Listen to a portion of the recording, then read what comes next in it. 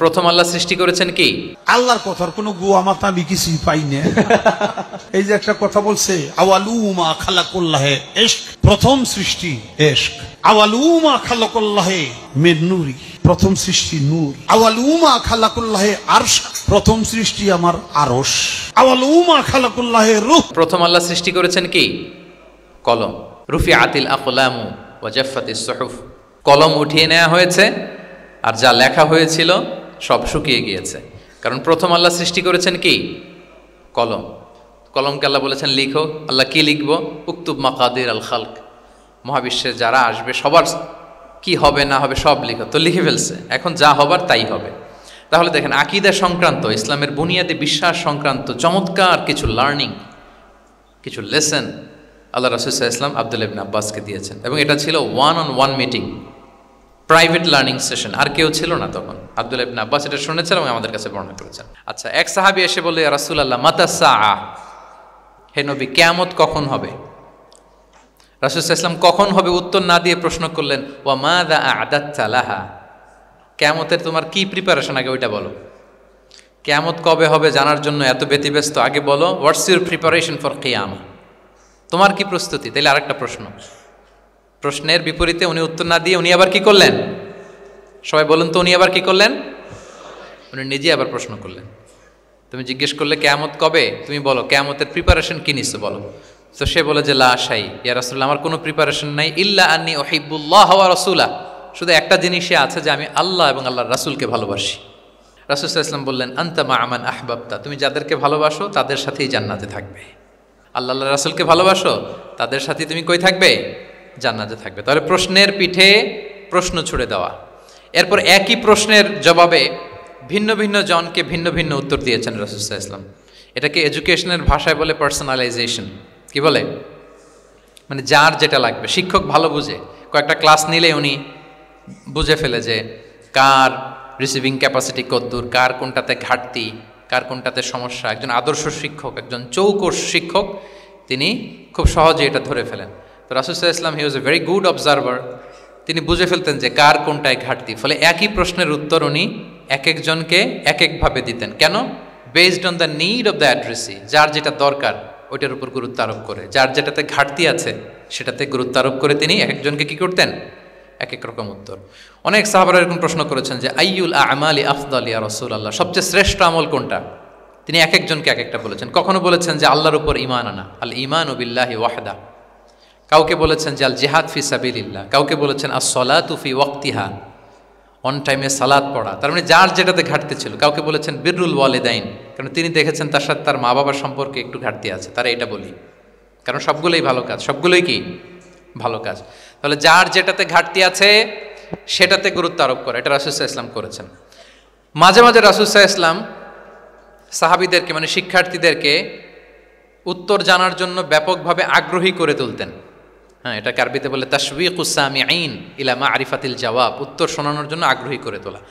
সেক্ষেত্রে মাঝে মাঝে তিনি একটা দুটো শব্দ ইউজ করতেন। কীরকম? যেমন আওয়ালা আদুল্লুকুম, অথবা আলা উখবিরুকুম, আমি কি তোমাদের বলবো না? এটা বললে সাহাবারা বলতেন, বলেন বলেন ইয়া রাসূলুল্লাহ, অবশ্যই বলবেন, বালা ইয়া রাসূলুল্লাহ। আওয়ালা উখবিরুকুম, আমি কি তোমাদের জানিয়ে দিব না? সাহাবারা বলতেন, ইয়া রাসূলুল্লাহ, অবশ্যই আপনি আমাদের জানিয়ে দিবেন। যেমন তিনি বললেন যে কেউ জান্নাতে যাবে না মুমিন হওয়া ছাড়া, কেউ ইমানদার হতে পারবে না যতক্ষণ না একে অপরকে তোমরা ভালো না বাসো। তাহলে তো এটা গুরুত্বপূর্ণ বিষয়। একে অপরকে ভালো না বাসলে নাকি মুমিনই হওয়া যাবে না, আর মুমিন না হলে তো জান্নাতেই যাওয়া যাবে না। তখন রাসূল সাল্লাল্লাহু আলাইহি ওয়াসাল্লাম বললেন, আওয়ালা আদুল্লুকুম আলা শাইইন ইযা ফাআলতুমুহু তাহাবাবতুম, আমি কি তোমাদেরকে বলবো না এমন একটা আমলের কথা যেটা করলে তোমাদের পারস্পরিক হৃদ্যতা বাড়বে, ভালোবাসা বাড়বে? তখন তিনি বললেন, সেটা কি? আফশুস সালামা বাইনাকুম, তোমাদের মাঝে ব্যাপক সালামের প্রসারণ করো, সালামের প্রসার করো, একে অপরকে বেশি বেশি সালাম দাও। ব্যাপারটাকে এইভাবে প্রেজেন্ট না করে উনি যদি বলতেন সাহাবারা বেশি বেশি সালাম দিও, এটা সওয়াবের কাজ অনেক। এটা হচ্ছে একটা প্রেজেন্টেশন। আর একটা হচ্ছে এমনভাবে এটাকে উপস্থাপন করা যে মুমিন না হলে জান্নাতে যাবা না, আর একে অপরকে ভালো না বাসলে মুমিন হতে পারবে না। তোমরা কি জানো কি করলে একে অপরের মধ্যে ভালোবাসা বাড়ে? এরপর রাসূল সাল্লাল্লাহু আলাইহি ওয়াসাল্লাম বলতেন যে সালাম দেওয়ার মাধ্যমে ভালোবাসা বাড়বে। আচ্ছা, মাঝে মাঝে ব্যবহার করতেন আলা উখবিরুকুম, আলা উখবিরুকুম, আমি কি তোমাদেরকে জানাবো না? একবার রাসূল সাল্লাল্লাহু আলাইহি ওয়াসাল্লাম বললেন আলা উখবিরুকুম বি আফদালা মিন দারাজাতি সিয়ামি ওয়াস সালাতি ওয়াস সাদাকা, আমি কি তোমাদের জানাবো না যে নামাজ, রোজা, সাদাকার চেয়েও বেশি ফজিলতের একটা আমল আছে, সেটা কি আমি কি তোমাদের জানাবো না? সাহাবারা বললেন ক্বালু বালা ইয়া রাসূলুল্লাহ, হে আল্লাহর রাসূল অবশ্যই জানাবেন, অবশ্যই জানাবেন, কারণ নামাজের চেয়েও বেশি গুরুত্বপূর্ণ, সাদাকার চেয়েও বেশি গুরুত্বপূর্ণ, সিয়ামের চাইতেও বেশি গুরুত্বপূর্ণ আমল, সেটা কি? তখন রাসূল সাল্লাল্লাহু আলাইহি ওয়াসাল্লাম বললেন সেটা হচ্ছে ইসলাহু যাতিল বাইন, বিবাদমান দুই গ্রুপকে মিলিয়ে দেয়া, বিবাদমান দুই ব্যক্তিকে মিলিয়ে দেয়া। এটা নফল নামাজ, নফল সাদাকা, নফল রোজার চেয়েও বেশি কি ফজিলতপূর্ণ, বেশি গুরুত্বপূর্ণ। আমরা তো মনে করি শুধু নামাজ পড়লেই বোধহয় আমি অনেক সওয়াব পেলাম, রোজা রাখলেই সওয়াব পেলাম, শুধু জিকির করলে, সাদাকা করলেই সওয়াব পেলাম। কিন্তু রাসূল সাল্লাল্লাহু আলাইহি ওয়াসাল্লাম বলেন যে দুইজনের মধ্যে একটু মনোমালিন্য তুমি মিলিয়ে দাও, এটা এর চেয়েও বেশি সওয়াবের। আল্লাহু আকবার। দুই গোষ্ঠীর মধ্যে দীর্ঘদিনের ঝগড়া মিলিয়ে দাও, এটা এর চেয়েও বেশি সওয়াবপূর্ণ। রাসূল সাল্লাল্লাহু আলাইহি ওয়াসাল্লাম মক্কা থেকে মদিনায় যেয়ে কি করেছেন? আউস এবং খাজরাজের দীর্ঘদিনের যুদ্ধ 1 ঘন্টার মধ্যে কি settle down. He was a very good mediator and arbitrator, চমৎকার মধ্যস্থতা করতে জানতেন তিনি। তাহলে এইভাবে উত্তর জানার জন্য শিক্ষার্থীদেরকে আগ্রহী করে তুলতেন। আচ্ছা, আরেকটা পদ্ধতি ছিল অবজারভেশন অ্যান্ড কারেকশন। রাসূল সাল্লাল্লাহু আলাইহি ওয়াসাল্লাম, আমি আলোচনার শুরুতেই বলেছি, হি was a very good observer, চমৎকার পর্যবেক্ষণ করতেন এবং সংশোধন দিতেন। কে কি করছেন এটা খেয়াল রাখতেন, মানে চোখ কান খোলা রাখতেন। বাংলা আমরা কি বলি, বাংলায় কি বলা হয় এটাকে? চোখ কান খোলা রাখা। মসজিদে নববীতে এরকম ভুরি ভুরি পাবেন যে রাসূল সাল্লাল্লাহু আলাইহি ওয়াসাল্লাম কে কি করতেছে অবজার্ভ করতেছে, ওইটার উপর বেস করে তাকে নাসিহা করতেছে। একটা বিখ্যাত হাদিস তো আপনারা জানেন, রাসূল সাল্লাল্লাহু আলাইহি ওয়াসাল্লাম বসা, এক বেদুইন আসলো, এসে তার উটটা মসজিদে নববীতে বাঁধলো, বেদে 2 রাকাত নামাজ পড়লো, নামাজ পড়ে হাত তুলে আল্লাহর কাছে দোয়া করে, ইয়া আল্লাহ আল্লাহুম্মা রহমনি ওয়া মুহাম্মাদা ওয়ালা তারহাম মা'ানা আহাদা, মানে ও আল্লাহ তুমি শুধু আমারে রহম করো আর মুহাম্মদ সাল্লাল্লাহু আলাইহি ওয়াসাল্লামের রহম করো, আমাদের দুইজনের সাথে আর কাউরে রহম করো না তুমি। বেদুইন তো কি, বেদুইন, মরুপল্লীতে বসবাস। আদাবুদ দোয়া, দ্য এটিকেটস অফ দোয়া, দোয়ার যে একটা আদব আছে, অন্যের জন্য দোয়া করলে যেটা নিজের লাভ, এগুলো তো জানে না। আল্লাহ তুমি আমারে মাফ করো, মুহাম্মদ সাল্লাল্লাহু আলাইহি ওয়াসাল্লামকে মাফ করো, আমাদের ছাড়া আর কাউরে মাফ করো না, কাউরে রহম করো না। এটা রাসূল সাল্লাল্লাহু আলাইহি ওয়াসাল্লাম দূর থেকে বসে বসে অবজার্ভ করছেন আর বললেন, হায় রে, লোকটা একটা প্রশস্ত জিনিসকে সংকীর্ণ বানায় ফেললো। গোটা বিশ্বের সবাইকে যদি আল্লাহ ক্ষমা করে, রহম করে, আল্লাহর রহমের দরিয়ায় কোনো ঘাটতি হবে বলেন তো? হবে? একটা প্রশস্ত বিষয়কে সে সংকীর্ণ করে ফেললো। এরপর কতটা সে বেদুইন, কি প্রকৃতির ছিল দেখেন, দোয়া টোয়া শেষে মসজিদে নববীর মাঝখানে বসে পেশাব করা আরম্ভ করছে। বিখ্যাত হাদিস জানেন, সবাই মারতে গেল, রাসূল সাল্লাল্লাহু আলাইহি ওয়াসাল্লাম থামালেন, বললেন পানি ঢেলে দাও, আর তাকে ডেকে বললেন, দেখো তুমি যে এখানে এই কাজটা করলা, প্রস্রাব করলা, এটা আমাদের এই মদিনার কমিউনিটির ইবাদতগাহ, এখানে এই কমিউনিটির লোকেরা নামাজ পড়ে, আল্লাহর জিকির করে, আল্লাহর কিতাব তেলাওয়াত করে, এটা কি ঠিক হলো তোমার?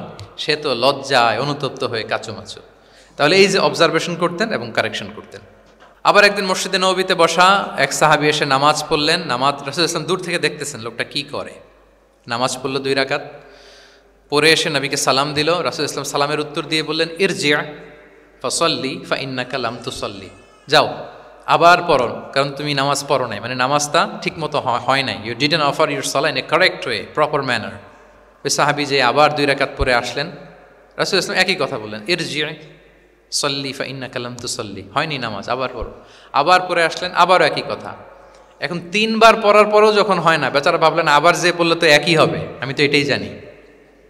তিনি বললেন, মা উহসিনু গায়রাহ, ইয়া রাসূল এর চেয়ে ভালো আমি আর পারি না, ফাআল্লিমনি ইয়া রাসূলুল্লাহ, হে নবী আমাকে একটু শিখিয়ে দেন কিভাবে পড়ব। রাসূল সাল্লাল্লাহু আলাইহি ওয়াসাল্লাম বললেন, যখন নামাজে দাঁড়াবে আল্লাহু আকবার বলে দাঁড়াবে, এরপর কোরআন থেকে যা সহজ লাগে পড়বে, তাড়াহুড়ো করবে না। কি করবে না? সবাই বলেন, কি করবে না? নামাজে কোনো তাড়াহুড়ো নাই, নো রাশিং ইন সালাহ, নো হ্যাস্টিনেস ইন সালাহ। নামাজে আমরা খুব তাড়াহুড়ো করি, এটা নামাজের যে প্রাণ, সালাতের প্রাণকে, রূহকে নষ্ট করে দেয়। যখন রুকুতে যাবে স্ট্রেইট ফরওয়ার্ড রুকু করবে, হাত্তা তাতমা ইন্না রাকিআন। রাসূল সাল্লাল্লাহু আলাইহি ওয়াসাল্লামের রুকুর পিঠটা ছিল একেবারে স্ট্রেইট, এই টেবিলটা যেরকম স্ট্রেইট এরকম স্ট্রেইট। লাউ সাব্বা আলাইহিল মা লাস্তাকার, পানি ভর্তি একটা বোতল যদি রাসূল সাল্লাল্লাহু আলাইহি ওয়াসাল্লামের রুকু দেয়া পিঠের উপর রাখতো, পানিটাও পড়তো না, বোতলটাও পড়তো না, স্ট্রেইট। এরকম উদাহরণ দিয়ে সাহাবারা বলতেন যে এত স্ট্রেইট রুকুর পিঠ যে পানি ভর্তি গ্লাস রাখলে পানিটাও কাঁপবে না, বোতলটাও পড়বে না। রাসূল সাল্লাল্লাহু আলাইহি ওয়াসাল্লাম বলতেন, সবচেয়ে বড় চোর যারা নামাজে চুরি করে। সাহাবারা বললেন, এটা আবার কিভাবে? তিনি বললেন, লা ইউতিম্মু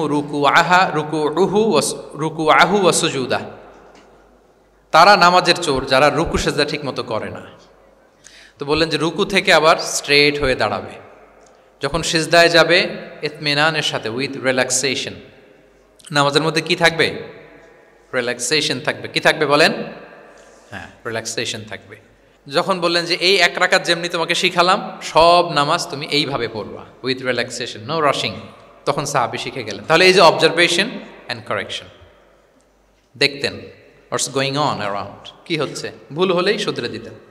হজের দিন উনি ওটের সামনে বসা, পেছনে ফদল ইবনে আব্বাস রাদিয়াল্লাহু তাআলা আনহু, আব্দুল্লাহ ইবনে আব্বাসের ভাই, রাসূল সাল্লাল্লাহু আলাইহি ওয়াসাল্লামের কাজিন, রাসূল সাল্লাল্লাহু আলাইহি ওয়াসাল্লামের কি কাজিন। তো রাসূল সাল্লাল্লাহু আলাইহি ওয়াসাল্লাম বিভিন্ন মাসআলার উত্তর দিচ্ছেন। কি করতেছেন? মাসআলার উত্তর দিচ্ছেন। রাসূল সাল্লাল্লাহু আলাইহি ওয়াসাল্লাম হজ করেছিলেন কয়টা বলেন তো দেখি, কে জানে? হ্যাঁ, মাত্র একটা করছে। ঠিকঠাক আছে তো উত্তর? সবাই বলেন, কয়টা হজ করেছিলেন? হ্যাঁ, আসলে রাসূল সাল্লাল্লাহু আলাইহি ওয়াসাল্লাম কেবলমাত্র জীবনে কয়টা হজ করেছেন? একটা হজ করেছেন, 4টা উমরা করেছেন। আচ্ছা, এবার যেহেতু একটা হজ করেছেন, মানুষের অনেক ভুল হয়ে যাওয়া তো খুব স্বাভাবিক, কি বলেন? স্বাভাবিক না? স্বাভাবিক। ফলে 10 জিল হজ, যেটা ভেরি হ্যাকটিক ডে, একদিনে অনেক কাজ করতে হয়, 5টা কাজ। জামরায় স্টোনিং করতে হয়, পাথর মারো, স্লটার করো, প্রাণী জবাই করো, মাথার চুল ফেলে দাও, আবার চলে যায় মক্কায়, ফরজ তাওয়াফ করো, সাই করো, ফিরে আসো। এই যে 5টার সিকোয়েন্স অনেকে রাখতে পারে না, ভুল করে ফেলে। এখন 1400 বছর পরে, মুআল্লিমরা এত তালিমের পরেও আমরা ভুল করে ফেলি। তাহলে ওই সময় কি হয়েছিল বলেন? এটা ছিল প্রথম হজ। তো রাসূল সাল্লাল্লাহু আলাইহি ওয়াসাল্লাম জানেন আজকে তো অনেক ভুল করবে, তিনি আকাবা, মিনার পাশে আকাবার এখানে হেল্পলাইন সার্ভিস চালু করছেন, মানে নিজে দাঁড়ায় আছেন, দেখি কার কি ভুল হয় জিজ্ঞেস করলে মাসালা বলে দেব। সুবহানাল্লাহ। তো এসে একজন বলে যে ইয়া রাসূলুল্লাহ, আমি তো ওই আগে কুরবানি পরে চুল কাটা, আমি আগে চুল কেটে ফেলছি। রাসূল সাল্লাল্লাহু আলাইহি ওয়াসাল্লাম বলে ইফআল ওয়ালা হারাজ, ওকে কোনো সমস্যা নেই, যাও। আরেকজন এসে বলে আমি তো আগে এটা করছি। ওই দিন যাই নবীকে জিজ্ঞেস করা হয়েছে, নবী সাল্লাল্লাহু আলাইহি ওয়াসাল্লাম ফ্লেক্সিবিলিটি দিয়ে দিয়েছেন, বলে করো, অসুবিধা নাই। তো ওই যে দাঁড়িয়ে তিনি মাসালা বলতেছেন, পেছনে ছিল ফদল ইবনে আব্বাস, ছোট সাহাবী, তরুণ। তো খাসাআম গোত্রের এক নারী আসছিল একটা মাসালা জিজ্ঞেস করতে, and she was a very beautiful lady, বেশ সুন্দরী ছিল। তো এসে রাসূল সাল্লাল্লাহু আলাইহি ওয়াসাল্লামকে যখন প্রশ্ন করতেছে, ফদল ইবনে আব্বাসের নারীর দিকে তাকায় আছে, এবং ওই নারীও ফদল ইবনে আব্বাসের দিকে তাকায় আছে। রাসূল সাল্লাল্লাহু আলাইহি ওয়াসাল্লাম উত্তরও দিচ্ছেন, আবার খেয়াল করতেছেন যে চোখাচোখি হয়ে যাচ্ছে। যখনই তিনি অবজার্ভ করলেন যে ফদল ইজ ক্রসিং দ্য লিমিট, একবার চোখ পড়তে পারে, তারপর তো নামিয়ে ফেলতে হবে, সে যখন তাকিয়ে আছে, নারীও তাকিয়ে আছে, তখন রাসূল সাল্লাল্লাহু আলাইহি ওয়াসাল্লাম কি করলেন? ওয়াজআলান নবী সাল্লাল্লাহু আলাইহি ওয়াসাল্লাম ইয়াসরিফু ওয়াজহাল ফদলি ইলা শিক্কিল আখার, সাথে সাথে ফদলকে বললেন, ফদল ওইদিকে না, এদিকে তাকাও। এটা সরাসরি হাদিসের অনুবাদ করে শোনাচ্ছি, আমার পক্ষ থেকে না, এবং বুখারীর হাদিস। ফাজআলা ইয়াসরিফু ওয়াজহাল ফদলি, ফদল ইবনে আব্বাসের চেহারাটা রাসূল সাল্লাল্লাহু আলাইহি ওয়াসাল্লাম ঘুরিয়ে ফেললেন, যে ফদল ওইদিকে তাকানো যাবে না, এদিকে তাকাও। ফদল রাদিয়াল্লাহু তাআলা আনহু নিজেকে সামলে নিলেন। এই যে this is the point, observation. এটা কি বলে? Observation and correction. রাসূল সাল্লাল্লাহু আলাইহি ওয়াসাল্লাম he was a very good observer, what's going on around, কি চলতেছে সব দিকে চোখ কান খোলা। বাংলায় কি বলে? বাংলায় বললে বুঝবেন ভালো, চোখ কান খোলা রাখতে হবে। তো রাসূল সাল্লাল্লাহু আলাইহি ওয়াসাল্লাম খেয়াল করলেন এবং ওনার চেহারা ঘুরিয়ে দিলেন। এভাবে তিনি কেউ ভুল করলে শুধরে দিতেন। এবং শুধরে দেওয়ার আরেকটা নিয়ম রাসূল সাল্লাল্লাহু আলাইহি ওয়াসাল্লাম, আল্লাহু আকবার, অনেক পয়েন্টস এখানে, যে কিভাবে তিনি অন্যের ভুল শুধরাতেন। আমরা কিভাবে ভুল শুধরাই? বাংলাদেশের যে টেন্ডেন্সি, কেউ ভুল করলে আর মাইক্রোফোন যদি পাই যে মাহফিলে, এইবার তো পাইছি ওই বেটারে, ও কাফের, ওর দাদা কাফের, ওর 14 গোষ্ঠী কাফের, ও মারা যাওয়ার পরে যেখানে কবর দিবে, ওই কবরের উপর যে ঘাস উঠবে, ওই ঘাস যে গরু খাবে, ওই গরুর দুধ যে খাবে, ও কাফের। মানে 14 গোষ্ঠীকে কাফের বানাই দিচ্ছে। আমি জাস্ট সিনারিওটা আপনাদের সাথে শেয়ার করি, যে নিয়ম হচ্ছে কি। লেটস সে আমার একজন কো স্পিকার কোনো কিছু একটা ভুল করে ফেলছে, তার জানা নাও থাকতে পারে, আবার আমারও একটা জিনিস জানা নাও থাকতে পারে। কেউ ভুল করলে শুধরানোর নিয়ম হচ্ছে, সে যে ভুলটা করলো এটা যে ভুল এটা জানানো, যে অনেকে এরকম বলে, আসলে এটা ঠিক না, বরং ঠিক হচ্ছে এটা, এবং এর পক্ষে দলিল হচ্ছে এটা, জাস্ট এটা বলে দাও। এটা যদি বলে দেয় তাহলে কি হবে? যে ভুল করছে সে যখন শুনবে, তার নাম তো আর বলা হয় নাই, সে তো বুঝে যাবে এটা তো আমি ভুলটা করছি, ফলে আমি শুধরে গেলাম, ওই লোক শুধরে যাবে, আর বাকি যারা লিসেনার, শ্রোতা, তারা সবাই সতর্ক হয়ে যাবে। তাইলে যেটা উদ্দেশ্য ছিল কাউকে শুধরানো, ওটা হয়ে গেছে না? কারো নাম নেওয়া প্রয়োজন হয়েছে? বলেন তো? রাসূল সাল্লাল্লাহু আলাইহি ওয়াসাল্লাম যখন কাউকে কারেক্ট করতেন তখন কখনো কারো নাম ধরে শুধরাতেন না, কারেক্ট করতেন না। আল্লাহু আকবার। নাম ধরে শুধরাতেন না, পাছে না সে লজ্জা পেয়ে যায়, পাছে না সে বিব্রত হয় মানুষের সামনে। সুবহানাল্লাহ। অন্যের রাইটস, অন্যের ব্যক্তিত্বের ব্যাপারে কতটা মর্যাদাশীল ছিলেন। কারণ কারো নাম ধরে তো আমার শুধরানোর দরকার নেই, এটা যে ভুল সোসাইটিকে এটা জানালেই হবে। তাহলে যে ভুল করছে সে শুধরে গেল, বাকিরা সতর্ক হয়ে গেল, ঠিক না? আচ্ছা, 3 সাহাবী মিলে একবার ভাবলো রাসূল সাল্লাল্লাহু আলাইহি ওয়াসাল্লাম বাড়িতে কি কি আমল করে, আমরা একটু আম্মাজানদের জিজ্ঞেস করি, তাহলে আমরাও আমাদের আমল একটু বাড়াবো। যে জিজ্ঞেস করলো যে আম্মাজানারা একটু বলেন তো উনি বাসায় কি কি ইবাদত করে, কতটুকু কোরআন পড়ে, তাহাজ্জুদ কেমনে পড়ে। আম্মাজানরা বর্ণনা দিলেন। বর্ণনা শোনার পরে কান্নাহুম তাকাল্লুহা, ওনাদের কাছে একটু কম মনে হইলো, মানে অনেক এক্সপেকটেশন নিয়ে আসছিল। তারা ভাবছিল মানে রাতে ঘুমাই না, সারা রাত তাহাজ্জুদ আর কান্নাকাটি করে রাসূল ইসলাম কাটায় দেয়, তাদের এরকম একটা ধারণা ছিল। কিন্তু এসে শুনে যে না, আসার পরে নাকি ঘুমোতে যায়, অনেকক্ষণ ঘুমিয়ে সেই মাঝরাতে নাকি ওঠে। যা যা বর্ণনা শুনলো কান্নাহুম তাকাল্লুহা, এদের কাছে একটু কম মনে হলো। তো একজন বলতেছে আরে কম না, আইনা নাহনু মিন রাসূলিল্লাহ, কোথায় আল্লাহ রাসূল আর কোথায় আমরা। গফিরা লাহু মা তাকাদ্দামা মিন যামবিহি ওয়া মা তাআখার, ওনার তো আগের পরের সব গুনাহ মাফ। আদতে তো গুনাহই নাই, নবীরা তো মাসুম। তো ওনার সাথে কি আমাদের তুলনা, আমাদের এত কম করলে হবে না, তো কি করতে হবে? একজন বলে যে আজকে থেকে আমি আর ঘুমাবোই না সারা রাত তাহাজ্জুদ করবো। আচ্ছা, আরেকজন বলে আমি আর না খেয়ে মানে রোজা ছাড়া থাকবো না, আমি সাওমে ভিসাল করব, সারা বছর রোজা রাখবো, যা করে আল্লাহ, রোজা থামাবো না, আমি রেগুলার রোজা রেখেই যাব। আচ্ছা, আরেকজন বলে আমি আর আমার স্ত্রীদের কাছেই যাব না, আমি সন্ন্যাসী জীবন নিয়ে নিলাম, আমি সন্ন্যাসী থাকবো, স্ত্রীদের সাথে মেলামেশাতে এই আমি যাব না, আমি এটা থেকে বিরত থাকবো। এই কথা যখন রাসূল সাল্লাল্লাহু আলাইহি ওয়াসাল্লামের কানে গেল, রাসূল সাল্লাল্লাহু আলাইহি ওয়াসাল্লাম রেগে গেলেন। রেগে গিয়ে সাহাবীদেরকে জড়ো করলেন। জড়ো করে তিনি বলতে আরম্ভ করলেন, তিনি বললেন আনতুমুল্লাযীনা কুলতুম কাযা ওয়া কাযা, আচ্ছা তোমাদের মধ্যে কে কে নাকি এরকম এরকম বলছে। সুবহানাল্লাহ। তিনি বলতে পারতেন এই আব্দুল্লাহ স্ট্যান্ড আপ, দাঁড়াও, আব্দুর রহিম দাঁড়াও, এই আব্দুল সাত্তার তুমি নাকি বলছো যে সারা রাত, এটা একটা কথা বললা তুমি নাকি বলছো যে সারা বছর রোজা, এটা তুমি কি কথা বল, তো ভুল কাজ করছো, এটাও জানো না তুমি নাকি বলছো স্ত্রীদের সাথে মিশবা না। এরকম যদি Abdullah, Abdur Rahman, just for example, এইভাবে দাঁড় করিয়ে যদি নাম ধরে ধরে বলতেন, ওনারা সাহাবীদের সামনে লজ্জিত হতেন না? না। আনতুমুল্লাযীনা কুলতুম কাযা ওয়া কাযা, এটাই রাসূল সাল্লাল্লাহু আলাইহি ওয়াসাল্লামের কাউকে কারেক্ট করার, তাসহিহ করার অভ্যেস ছিল। মা বালু আকওয়ামিন ইয়াকুলুনা কাযা ওয়া কাযা, মাঝে মাঝে বলতেন মা বালু আকওয়ামিন ইয়াফআলুনা কাযা ওয়া কাযা, তোমাদের মধ্যে কেউ কেউ নাকি এমনটা বলে, তোমাদের মধ্যে কেউ কেউ নাকি এমনটা করে। কই আমি তো রাতে ঘুমাই আবার সালাত পড়ি, কই আমি তো রোজা রাখি সোম বৃহস্পতি, বাকি দিনগুলোতে খাই, কই আমি তো আমার স্ত্রীদের সাথে মেলামেশা করি। এই সব কিছুকে ব্যালেন্স করেও তো আমার নবুয়তির তো আমার কোনো সমস্যা হয় নাই, আল্লাহ ভীরু হতে তো সমস্যা হয় নাই। ওয়াল্লাহি ইন্নী লা আখশাকুম লিল্লাহি ওয়া আতকাকুম লাহ, আল্লাহর শপথ আমি তোমাদের চাইতে আল্লাহকে বেশি ভয় করি, আমি তোমাদের চাইতে বেশি মুত্তাকি। তারপরেও এরকম ব্যালেন্সড লাইফ লিড করাতে আমার তো কোনো সমস্যা হয় নাই, তোমাদের কেন সমস্যা হলো, তোমরা এটা কোথায় পেলে? ফামান রাগিবা আন সুন্নতি ফালাইসা মিন্নি, জেনে রাখো আমি যে স্ট্যান্ডার্ড ঠিক করে দিয়েছি এটাই সর্বশ্রেষ্ঠ ইবাদত, এর বাইরে যে কেউ যদি কিছু করে আমার সুন্নতের বাইরে, সে আমার দলভুক্ত হতে পারবে। সুবহান। এরকম যখন ধমক দিয়ে শাসিয়ে দিলেন, যেই 3 জন সাহাবী এই কথা বলছিল ওনারা তো শুধরে গেলেন, ওনারা তো টের পাচ্ছেন যে এগুলো আমাদের কি বলতেছে, ওনারা টের পাচ্ছেন না, শুধরে গেলেন, আর বাকিরা সতর্ক হয়ে গেলেন। আল্লাহু আকবার। সো এটা হচ্ছে কারেক্ট করার নিয়ম। এখন আমরা কি করি, কেউ একটা ভুল করলে তখন তাকে ধরি, তার 14 পুরুষ নিয়ে কথা বলি, তার ব্যাপারে যদি আমার কোনো তিক্ত অভিজ্ঞতা থাকে, ঝাল মেটানোর একটা সুযোগ পাইলাম, আমি ঝাল মেটাই, তাকে ছোট করি, হেও করি, হেন কোনো কথা নাই যে আমি বলি না। একটাও কি রাসূল সাল্লাল্লাহু আলাইহি ওয়াসাল্লামের সুন্নাহর মধ্যে পড়ে বলেন তো? না।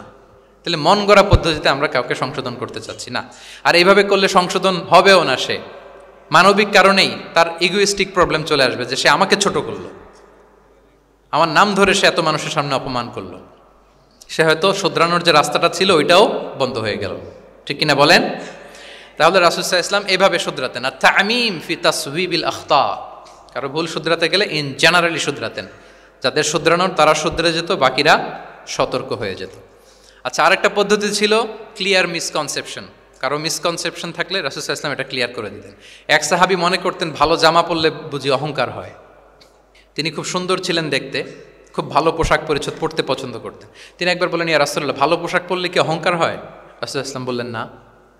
ইয়া রাসূলুল্লাহ, আমি ভালো জুতা পরতে পছন্দ করি, এটা কি অহংকার হয়? না, এটা অহংকার হয় না।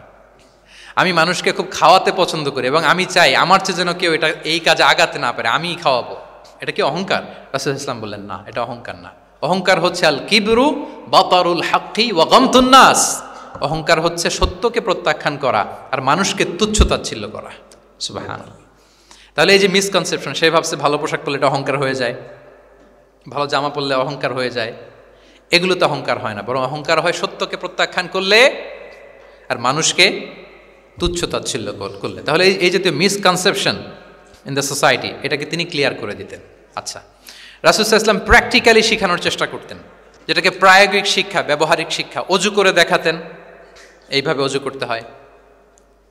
সালাত পড়ে দেখাতেন, সল্লু কামা রাআইতুমুনি উসাল্লি। সালাত তো হচ্ছে আল আমাল আল মুতাওয়ারাস, এই উম্মার অবিচ্ছিন্ন কর্মধারা। সালাত জিবরিল আলাইহিস সালামকে শিখিয়েছেন আল্লাহ, রাসূল সাল্লাল্লাহু আলাইহি ওয়াসাল্লামকে শিখিয়েছেন জিবরিল আলাইহিস সালাম, রাসূল সাল্লাল্লাহু আলাইহি ওয়াসাল্লাম শিখিয়েছেন সাহাবীদেরকে। এইভাবে অবিচ্ছিন্ন কর্মধারা, আরবিতে বলে আল আমাল আল মুতাওয়ারাস। এবং রাসূল সাল্লাল্লাহু আলাইহি ওয়াসাল্লাম বলতেন, সল্লু কামা রাআইতুমুনি উসাল্লি, আমাকে যেমনি সালাত পড়তে দেখো এইভাবে পড়ো। হজের ক্ষেত্রেও বলেছেন, খুদু আন্নি মানাসিকাকুম, হজের বিধানকে দেখে নাও। একবারই তো হজ করেছেন, হাতে কলমে প্র্যাকটিক্যাল গাইডলাইন দিয়ে শিখিয়েছেন। এবং সাহাবারা ভুল করে কিনা মাঝে মাঝে শুনতেন, যেটাকে আরবিতে বলে কেরাতু তিলমিদা আলা শেখ। আব্দুল্লাহ ইবনে মাসউদ রাদিয়াল্লাহু তাআলা আনহুকে রাসূল সাল্লাল্লাহু আলাইহি ওয়াসাল্লাম একবার বললেন, আব্দুল্লাহ একটু তেলাওয়াত করো তো। তিনি বললেন, আকরাউ আলাইকা ওয়া আলাইকা উনজিল, হে নবী, আমি আপনার সামনে দাঁড়ায় তেলাওয়াত করব, আপনার উপর কোরআন নাজিল হয়। রাসূল সাল্লাল্লাহু আলাইহি ওয়াসাল্লাম বললেন যে, ইন্নী উহিব্বু আন আসমাআহু মিন গায়রি, হে আব্দুল্লাহ ইবনে মাসউদ, আমি কোরআন তেলাওয়াত তোমাদেরকে শোনাতে যেমনি পছন্দ করি, তোমরা কেউ পড়বা আর আমি শুনবো, এটাও খুব পছন্দ করি। কারণ উনি প্ল্যান করে রাখছেন আব্দুল্লাহ ইবনে মাসউদ কি হবেন, তিনি কিছুদিন পরে উম্মার শিক্ষক হবেন। ওইখানে আবার ভুলটুল করে ফেলেন কিনা উনি জাজ করতেছেন। তখন আব্দুল্লাহ ইবনে মাসউদ রাদিয়াল্লাহু তাআলা আনহু সূরা নিসা তেলাওয়াত করে শোনালেন। তাহলে রাসূল ইসলামের একটা পন্থা ছিল, তিনি শুনতেন আবার শোনাতেন। কি করতেন? শুনতেন, শোনাতেন। প্রতি রমাদানে যতটুকু কোরআন নাজিল হয়েছে তিনি জিবরিল আলাইহিস সালামকে শোনাতেন, আবার জিবরিল আলাইহিস সালাম পুরো কোরআন রাসূল সাল্লাল্লাহু আলাইহি ওয়াসাল্লামকে শোনাতেন। এটা ছিল একটা টেকনিক। আচ্ছা, রাইটিং মেথড, আমরা যেমনি লেখি, অ্যাসাইনমেন্ট, প্রেজেন্টেশন, লেখার মাধ্যমে জ্ঞান বিতরণ, জ্ঞান অর্জন, এটা কম ছিল। আমি আগেই বলেছি, মেইনলি ছিল oral based and QnA based, কিন্তু লেখাজোখা যে ছিলই না তা না, লেখা জানতো। হাতে গোনা অল্প কিছু সাহাবী মক্কায় লিখতে জানতেন, পড়তে জানতেন। মদিনাতেও ইহুদিরা জানতো, কিন্তু অন্যান্যরা, আরবরা, তাদের মধ্যে লেখার যে কালচার, এটা ওইভাবে গড়ে ওঠেনি। জানতেন অল্প সংখ্যক লোক। যেমন ওহী লেখক সাহাবী ছিলেন ইবনে কাসিরের বর্ণনা মতে 23 জন। কয়জন? ওনারা খেজুর গাছের ছালে, পাথরে, চামড়ায়, প্রাণীর চ্যাপ্টা হাড়ের মধ্যে কোরআন লিখে রাখতেন। এবং রাসূল সাল্লাল্লাহু আলাইহি ওয়াসাল্লাম কোরআন ছাড়া অন্য কিছু ওনার কাছ থেকে যেন লিখে রাখা না হয়, এই মর্মে আদেশ জারি করেছেন, লা তাকতুবু আন্নী গায়রাল কোরআন ওয়া মান কাতাবা আন্নী গায়রাল কোরআনি ফালইয়ামহু, কোরআন ছাড়া কিছু লিখো না। তাহলে কোনটা আমার কথা আর কোনটা আল্লাহর কথা মিক্স আপ হয়ে যাবে। কিন্তু কোরআন যখন অধিকাংশ রেকর্ডেড হয়ে গেল, তখন তিনি হাদিস সংরক্ষণের জন্য, লেখার জন্য পারমিশন দিয়ে দিলেন। যেমন মক্কা বিজয়ের ভাষণের পরে ইয়ামান থেকে আসা এক লোক আবু শাহ বলতেছে, ইয়া রাসূলুল্লাহ, আপনার ভাষণটা আমার একটু লিখে দিলে ভালো হয়। কি দিলে? লিখে দিলে। রাসূল ইসলাম সাহাবাদেরকে বললেন, উক্তুবু লি আবি শাহ, ঠিক আছে, এই ইয়ামানি ভিজিটর, তাকে আমার ভাষণটা তোমরা লিখে দাও। তাহলে এই লেখার পদ্ধতিটা খুব কম ছিল।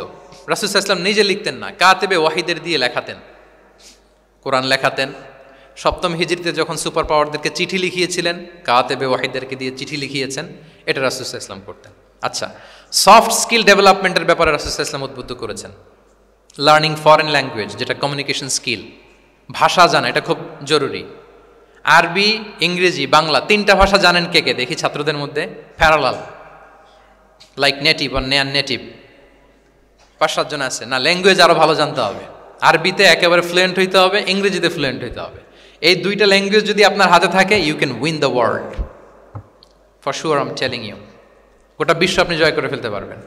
তাহলে আইআইইউসি তো এটার একটা সেন্টার, খুব চমৎকার সুযোগ এখানে আছে আরবিতে মাস্টার হওয়া, ইংরেজিতে মাস্টার হওয়া। তাহলে সফট স্কিল ডেভেলপমেন্টের ব্যাপারে রাসূল ইসলাম উৎসাহিত করেছেন। কিভাবে? ইহুদিরা যখন চিঠি লিখত, কোন ভাষা লিখত জানেন? হিব্রু ভাষায়, হিব্রু ল্যাঙ্গুয়েজে। এখন এইটা বোঝার জন্য রাসূল সাল্লাল্লাহু আলাইহি ওয়াসাল্লাম এক ইহুদিকে হায়ার করতে হইতো, যে তুমি একটু পরে বলো তো ওরা কি লিখলো, আচ্ছা এটা লিখছে। এর বিপরীতে রাসূল যখন আবার চিঠি লিখবেন তখন এক ইহুদিকে ডাকতে হইতো যে আমি বলতেছি আরবিতে, তুমি এটা হিব্রুতে ট্রান্সলেট করে পাঠাও।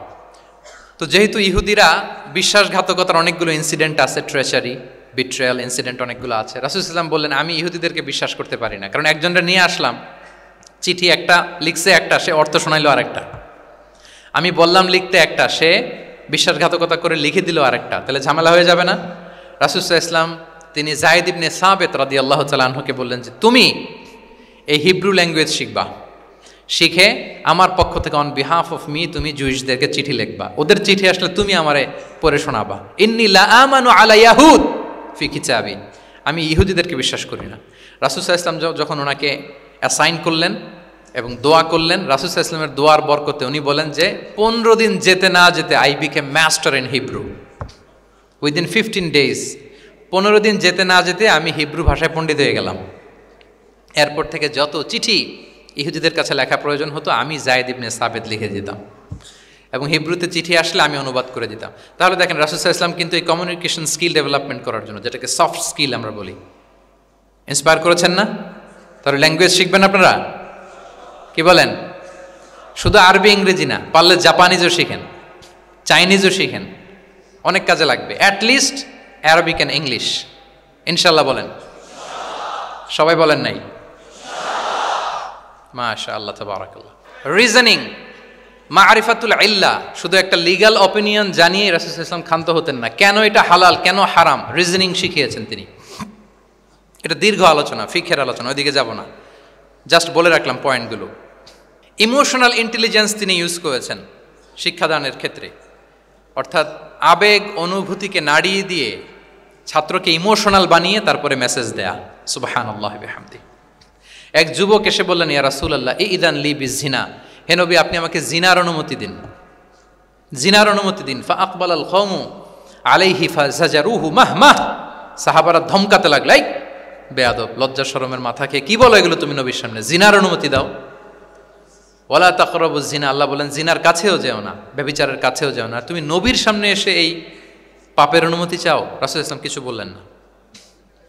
একটু পরে যুবককে ডেকে বললেন আতুহিব্বুহু লিবনাতিক, আচ্ছা তুমি যে জিনার অনুমতি চাইলে তোমার কন্যার সাথে কেউ এরকম আচরণ করুক, এটা কি তুমি পছন্দ করবে?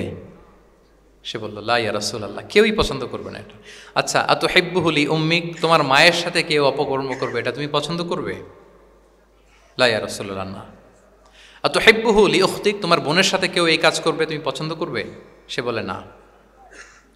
ঠিক তখন রাসূল সাল্লাল্লাহু আলাইহি ওয়াসাল্লাম বললেন তুমি যে এই কাজের অনুমতি চাইলে, যার সাথে তুমি জিনায় লিপ্ত হবে সে তো কারো না কারো মা, কারো না কারো বোন, কারো না কারো আদরের কন্যা, তাহলে কিভাবে তুমি এটা করতে চাও? যুবক লজ্জিত হয়ে গেল, এত লজ্জিত হলো, রাবি বলতেছে ফালাম ইয়াকুন বা'দা যালিকাল ফাতা ইয়ালতাফিতু ইলা শাই, ওই রাবি বলতেছে এরপরে কোনোদিন এই যুবকরা ডানে বায়ে তাকাতেও দেখি নাই, স্ট্রেইট হাঁটতো।